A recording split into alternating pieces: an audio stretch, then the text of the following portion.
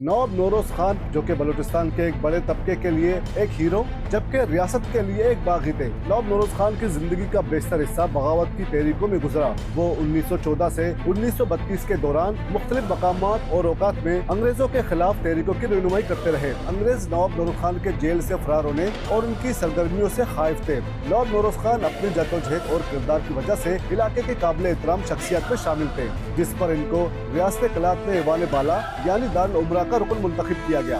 One minute के खिलाफ पहले ही बलूचिस्तान में बेचैनी थी और इसके बाद जब खान और खलात को गिरफ्तार किया गया तो ये बेचैनी बढ़ गई।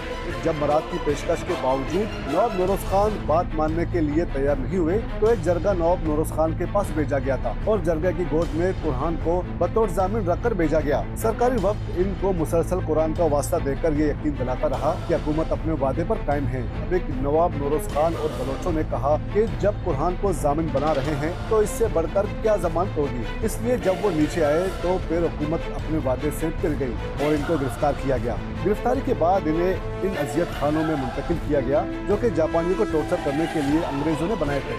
जेल सुप्रीटेंडेंट नवाब नौरोज खान के पास ताज़ियत करने के लिए आए और कहा कि आपके बेटे और साथियों को फांसी दी है। तो नवाब नौरोज खान ने फांसी पाने वाले अपने बेटे के मूंछों को ऊपर करते हुए कहा, ये मरे नहीं बल्कि आज इनकी शादी हुई है। मरे तो वो लोग हैं जिन्होंने कुरान मजीद पर फैसला करने के बाद इनके साथ धोखा किया।